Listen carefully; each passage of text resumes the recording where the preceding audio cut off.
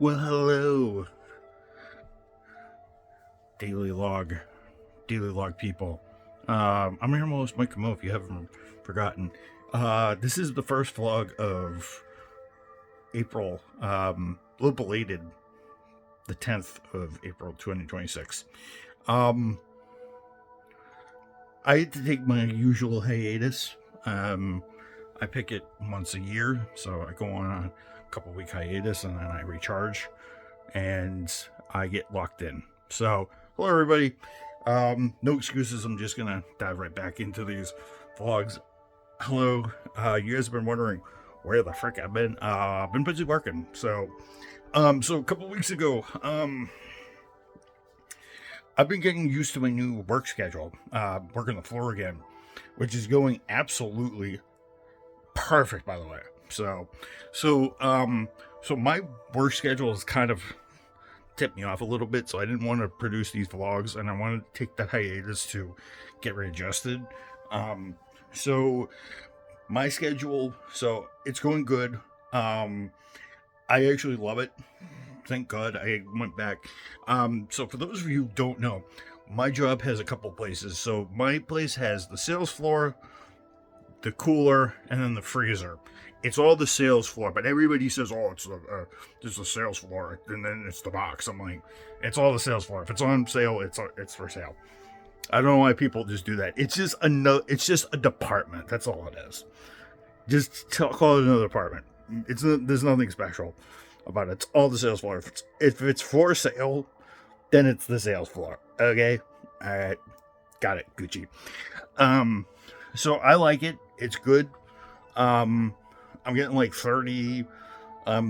They're having me stay late some days, so I'm getting like 35 hours a week, which is great. Which is pretty nice. This week, I worked about 35 to 36, which is good. So my schedule is 9 to 3, and then 9 to 3 Monday to Wednesday, and then Thursday it's 12 to 7, and then Friday it's 12 to 6 plus, because I have to stay and clean and stuff like that.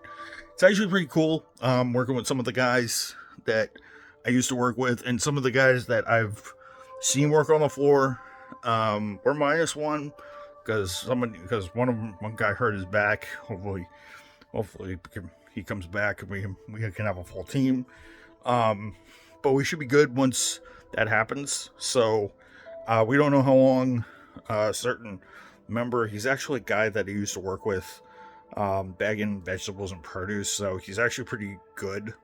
So, and he's getting better. It's just that it sucks that his back broke. He broke his back. So hoping that guy comes back, because he's really good. He's actually gotten way better since he started being a packer and produce and stuff like that. He's adapted well, from what I'm hearing. So hopefully he's on the mend. Pray for him to be back soon. It's been good. It's been really nice. I have plenty of ideas for gameplay and some videos and logs and stuff like that, so you guys don't want to go away. So I went on a bit of a prototype run a couple weeks ago. We're gonna do this for real now. No excuses. We're gonna do this for real. And tonight, I'm gonna start off with some automotive news. So I'm gonna start up with some racing news. So this was displayed Wednesday or Thursday. So and I thought this was an April Fool's joke. So apparently, so for whatever I told you guys a couple of weeks ago, Penske dominated. So what happened was Penske dominated the Rolex 24, and then he dominated Sebring. The guys at the Penske led over 240 laps of 370 laps at 343 laps at Sebring, which is, I think he led 274 laps of 345 or something like that. And Ibs is like, no, we're not letting you dominate anymore. So usually what happens, I'm just gonna educate for those people who don't know. So how sports car rule governing bodies do this is they either decrease the power, add rear wing angle, or take away rear wing angle, or put ballast. And usually it's like 10, usually it's like 5, and it's in kilos. So usually it's like 5, 6, 7, some arbitrary number. So the latest performance bulletin for all the teams for Long Beach, which is next week, came out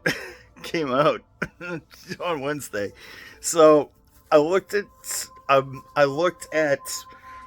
some of these, and you're gonna. So you guys are, for those of you who don't know, it's probably not going to be a shocker to you people, but let me see.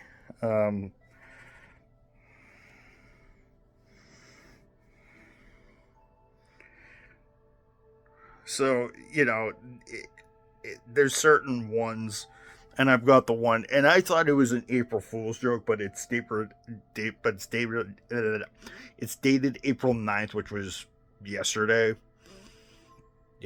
Well, about 15 minutes, it's about to be Saturday, so I'm going to say this is Thursday. So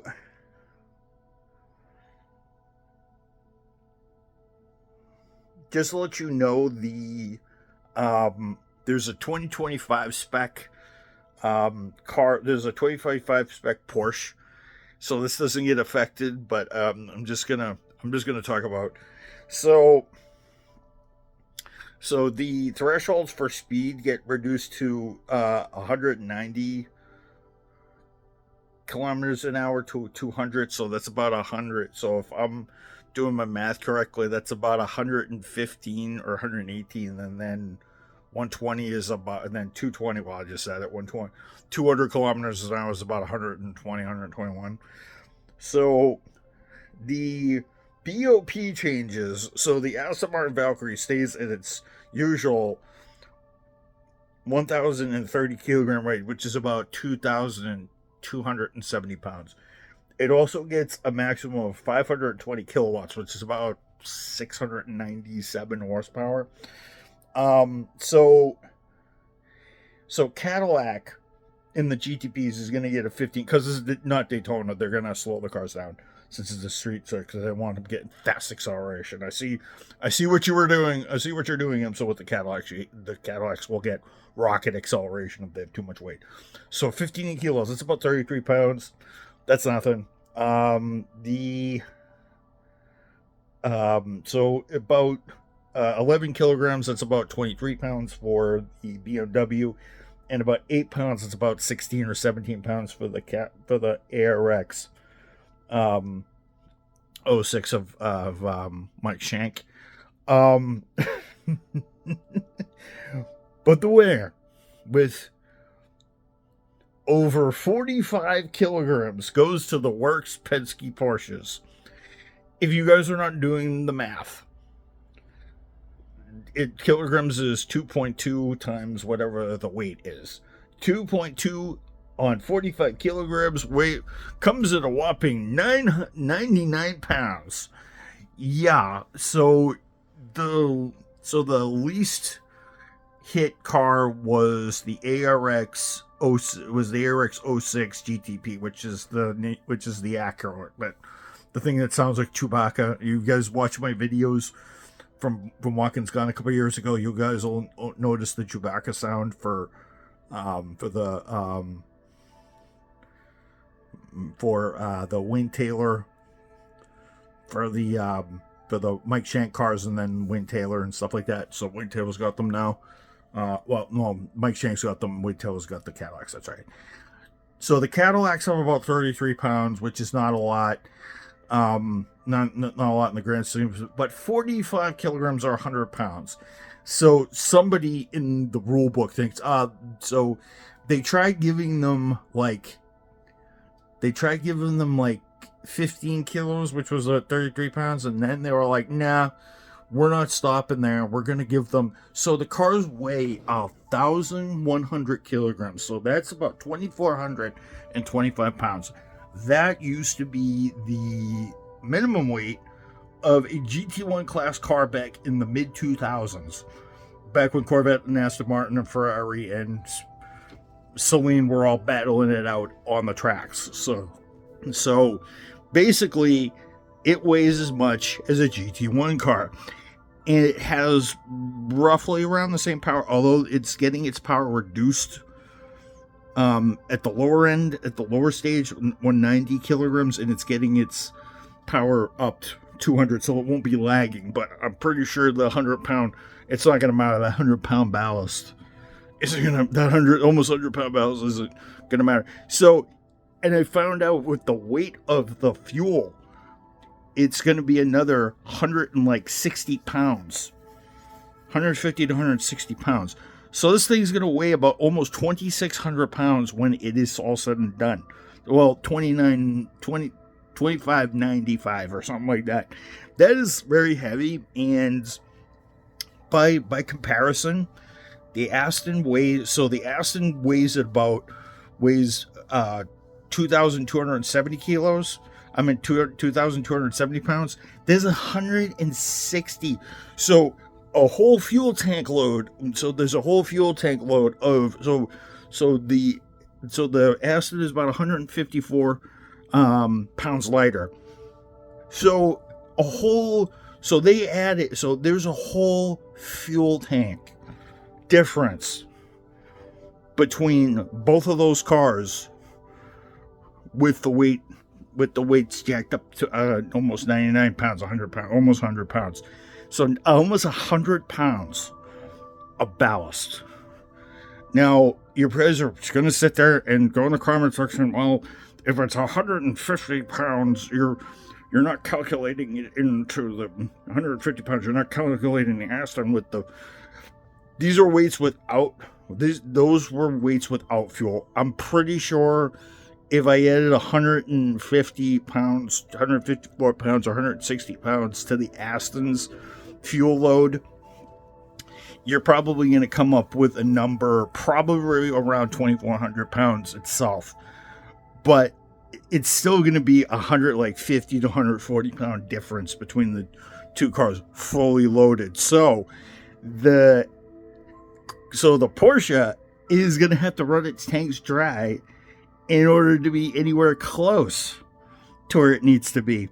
That's gonna stink, and it's gonna put a sting in Roger Penske's strategy planning, because he basically sat there. It was like, I'm gonna have the guy save fuel. I'm gonna have him save fuel. I'm gonna dominate the race. No one's gonna be able to come close to me. Well, Mr. Penske, you have rewarded your scheming strategic ways with a 99 pound ballast. Ha!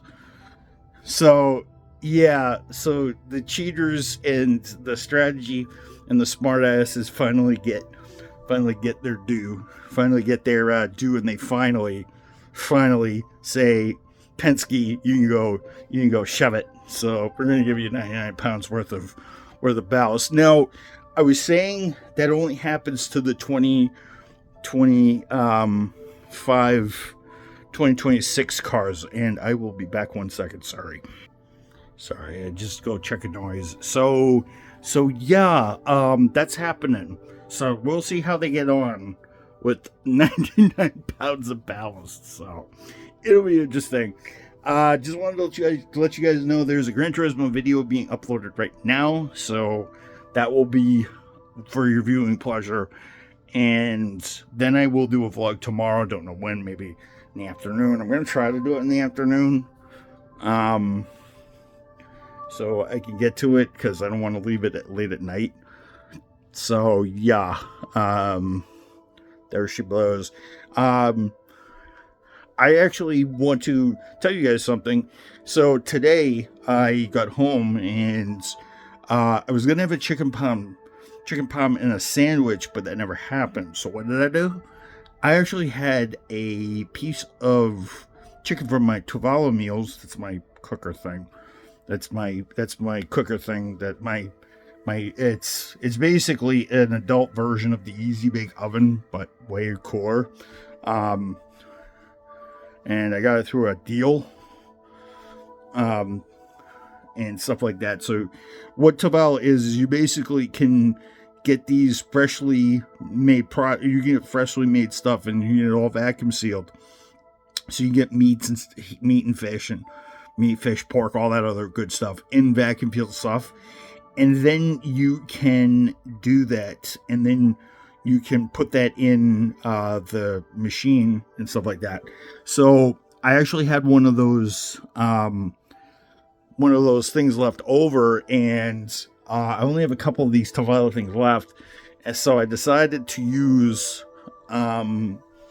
one of my pieces of chicken in a sandwich. So I was just gonna fry it up and do it. So what I did was I took one of the pieces of chicken breast and I put mayonnaise on it, and I put panko breadcrumbs, Italian style breadcrumbs on it, and I put vegetable oil in a frying pan, and I put non-stick spray so I wouldn't do it, and I made sure to get a cover so I wouldn't spray myself with hot oil. So, and the product came up pretty good.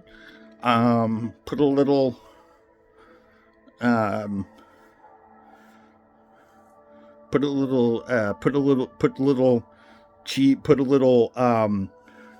cracker cheese things on. Put a little, the cracker cheeses. I had a bunch of those in the drawer for my sandwiches. Put that on top. Fry it. Let it melt on there, and boy, oh boy, was that good. Really, really good. It only took me about 10-15 minutes. It was really good. It only took me about 5-10 minutes. It was actually pretty good. It's actually the second time. I'm very proud of myself. So yeah, thought I'd thought I'd bless you guys with an intro and tell you guys about racing and tell them about my escapades of me cooking by myself. Because the TDL helped me save money. So yeah. I will see you guys in the vlog tomorrow. Don't know what I'm going to talk about, but I just may talk about whatever. So I hope you guys enjoyed this. Peace out. Good night.